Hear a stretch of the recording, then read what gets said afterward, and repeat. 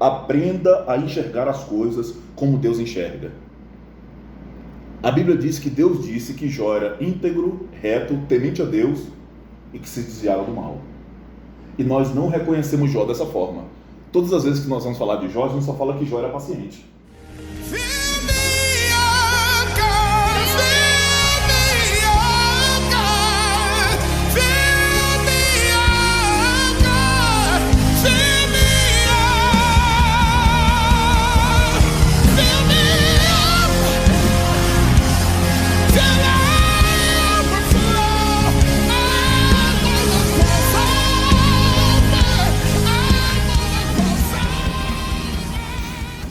Saldão. Tudo bom? Bom? Esquece que a rapadura tá acabando, hein?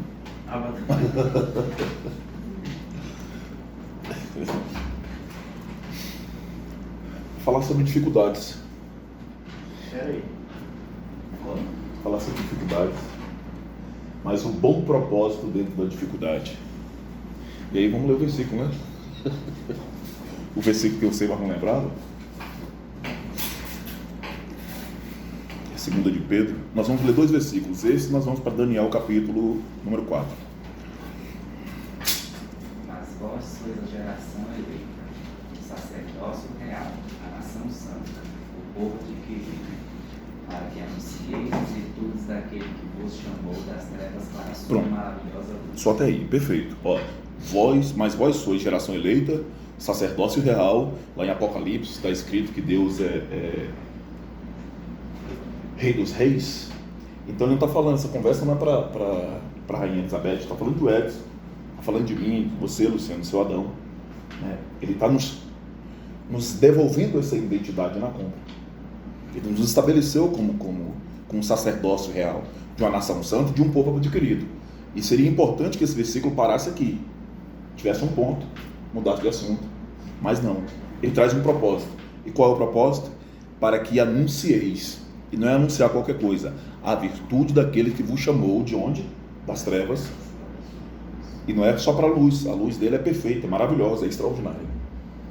Então, o resultado dessa compra precisa culminar numa vida de quem anuncia essa luz extraordinária. E todas as vezes que nós vamos anunciar dessa luz extraordinária, ela automaticamente revela a nossa identidade. Nós viemos das trevas. Foi ele que nos resgatou, não tem mérito nosso. Aqui é só uma resposta do que ele fez pra gente. E aí nós vamos lá para Daniel, capítulo número 4. E pode deixar aberto aí. Um dia o profeta Jeremias, um dos profetas que recebeu um chamado mais extraordinário, ao meu ver, ele chegou para a nação de Israel e falou: olha, o negócio é o seguinte, vocês vão ser entregues cativos. A grosso modo o bicho vai pegar agora. E eles não gostaram da palavra de Jeremias. Pegaram Jeremias, desceram a porrada nele, outros profetas, que é para piorar a situação, e colocaram Jeremias dentro de um buraco e deixaram ele lá quieto. Como se porventura bater no mensageiro resolvesse o conteúdo da mensagem. Acho que só nessa situação que pode se pensar dessa forma. Agora pensa no susto 3 dias depois, Nabucodonosor está chegando, cercando a cidade, e o texto diz que Deus entregou a cidade na mão dele. Aí na volta todo mundo indo cativo, deve pensar assim: poxa, o Jeremias tinha razão, rapaz, que besteira nossa aí. Nós estávamos devendo, né, que a gente tem um negócio de não cumprir as escrituras em totalidade. Eu falo muito disso. A Bíblia pede para a gente guardar o sábado. A gente, para tentar tapear Deus, resolvemos guardar o domingo, porque a gente trabalha sábado. Quando chega no domingo, a gente faz tudo menos as coisas de Deus: casa, carro, o telhado, a caixa d'água, tudo menos aquilo que era de Deus. Aí não. Né? E foi devido a isso, cativo. Então, quando chegou na Babilônia, Nabucodonosor deu uma palavra para pegar no meio do povo de Israel os mais bonitinhos, os que tivessem um pouco mais de intelectualidade, para poder ser desenvolvidos com uma alimentação diferenciada durante 3 anos, para que depois disso eles pudessem estar diante do rei. E aí lá foi, então, Daniel, com seus 3 amigos, trocaram seus nomes, e eles optaram por uma nova alimentação. Eles não queriam se alimentar com o que viesse da mesa do rei, e eles ficaram se tratando daquilo ali, com robustez e crescendo. até o dia que o rei teve um sonho. E o sonho do rei, ninguém conseguiu interpretar. O rei declarou então que ia matar todos os sábios, já que ninguém conseguia resolver. Daniel pegou então os amigos e foram orar. E Deus então estabeleceu essa comunicação, essa interpretação do sonho de Nabucodonosor na vida deles. E aí o capítulo número 2 de Daniel termina na seguinte forma, versículo 39. 2?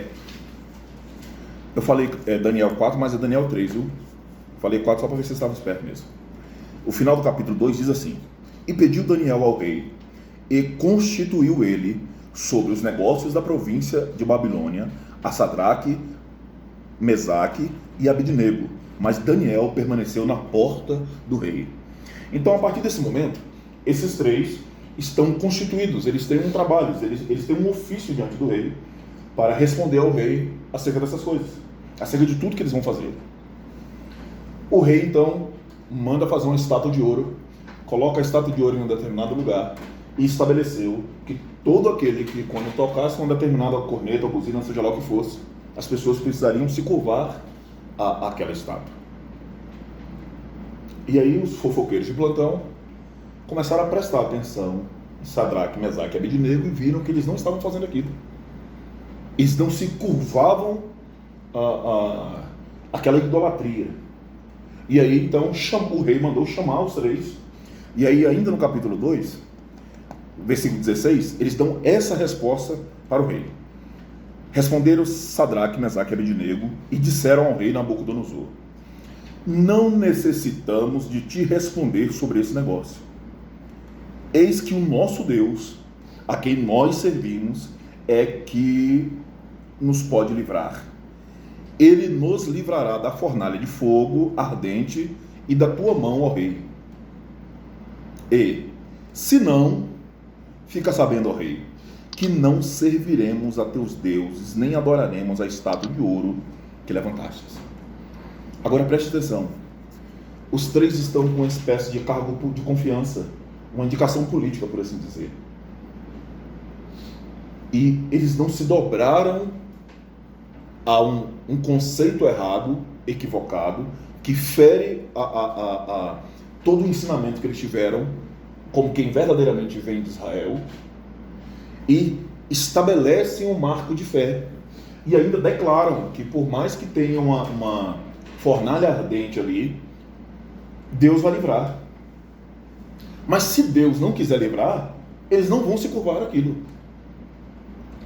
Parece ser muito pouco, mas eu acredito que essa passagem, essa história, tem muito a ver com o que nós estamos vivendo como sociedade e como nação nos dias de hoje. Porque por muito menos do que isso, por um pouquinho a mais de um troco errado no mercado ou numa padaria, nós estamos revelando verdadeiramente que nós não temos convicção em Deus.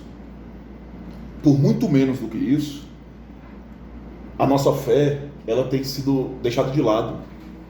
Nós temos sido confundidos até com a desonestidade com que tem girado em torno da nossa sociedade de um modo geral.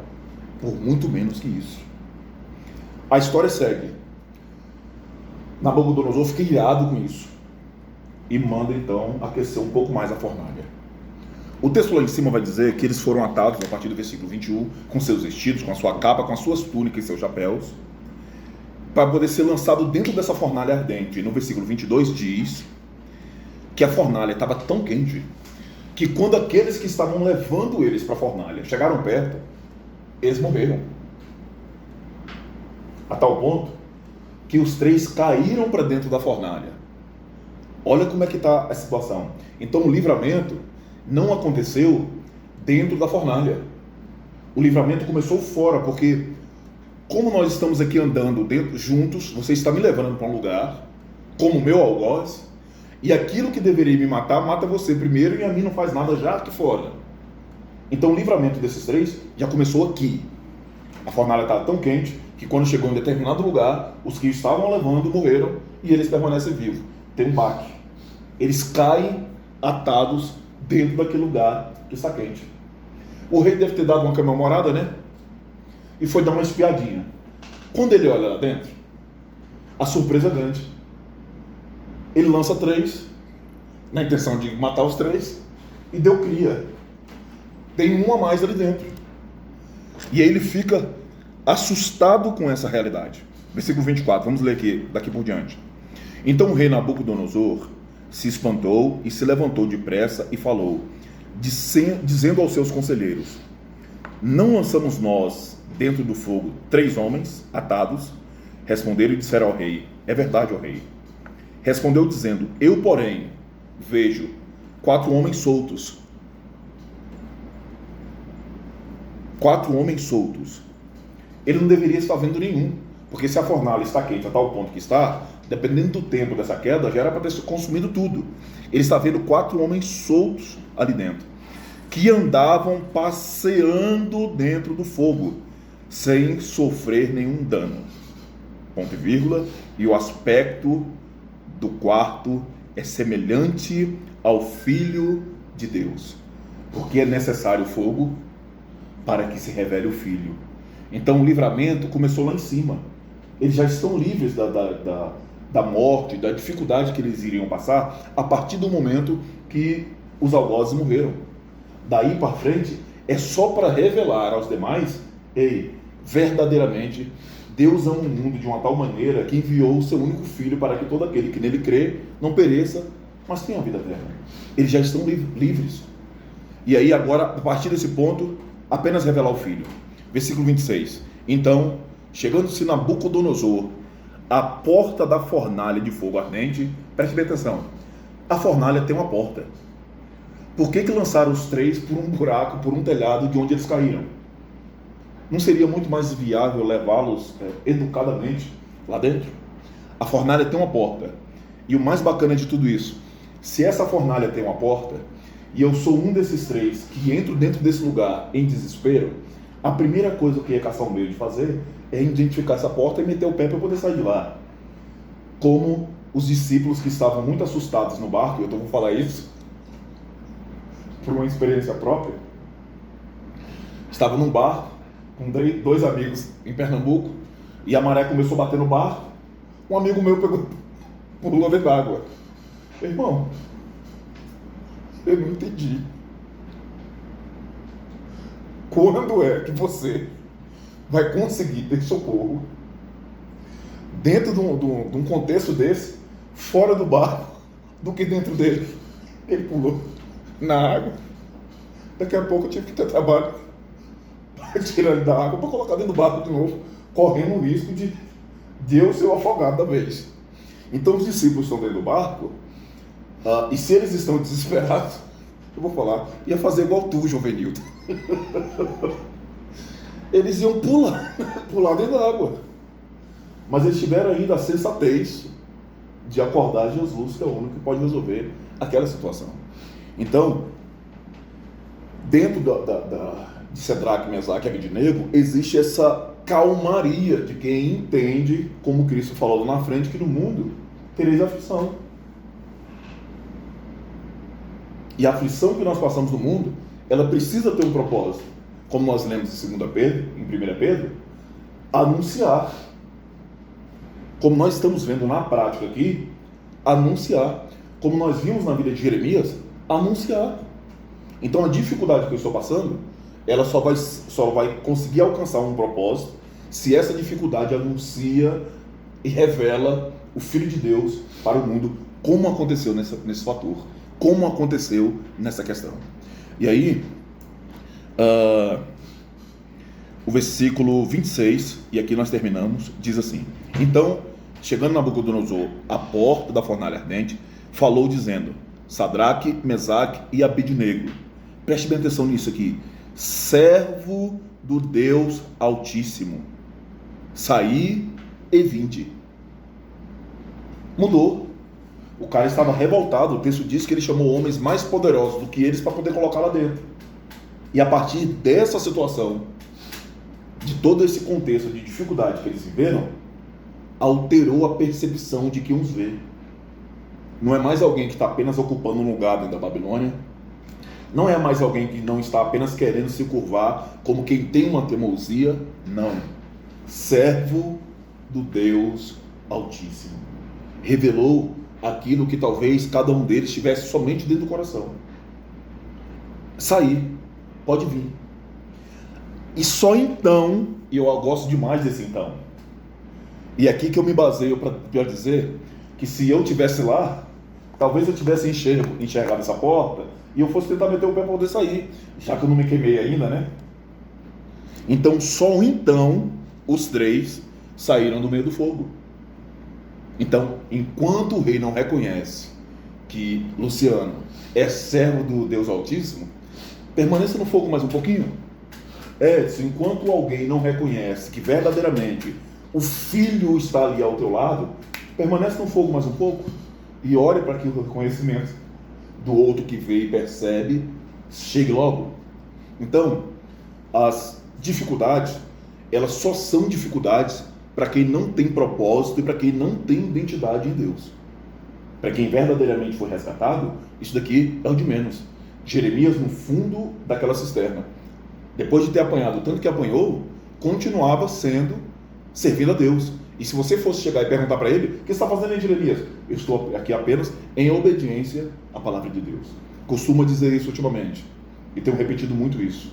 Se nós estivéssemos na crucificação de Cristo, talvez nós estivéssemos lá chorando, nossa, lá um derrotado indo lá, falou, engrossando o caldo que todo mundo já tinha dito. Mas com o entendimento que nós temos hoje, a nossa história deveria ser outra, porque Cristo estava apenas cumprindo o propósito dele para poder salvar a humanidade a partir daquele ponto.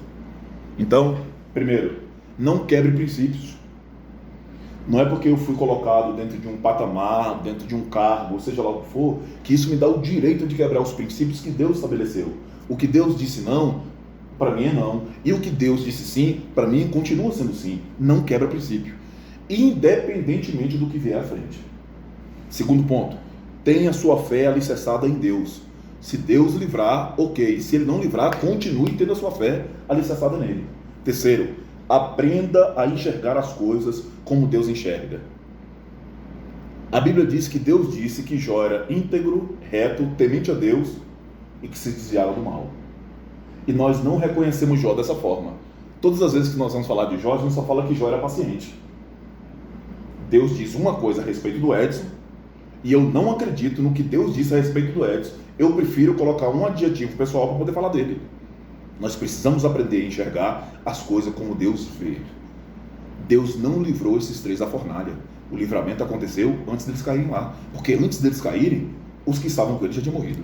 A fornalha, e aqui, a grosso modo, a gente até aprofundei isso depois, de verdade, que perigo teria aquela fornalha com o fato de eu ter que estar diante de Jesus, diante do Filho de Deus ali na minha frente? O que queima mais? Porque o texto de Apocalipse diz, então aquela fornalha diante da pessoa de Jesus é o de menos. Aquilo lá é fogo de isqueiro acabando o gás. O Messias estava lá dentro.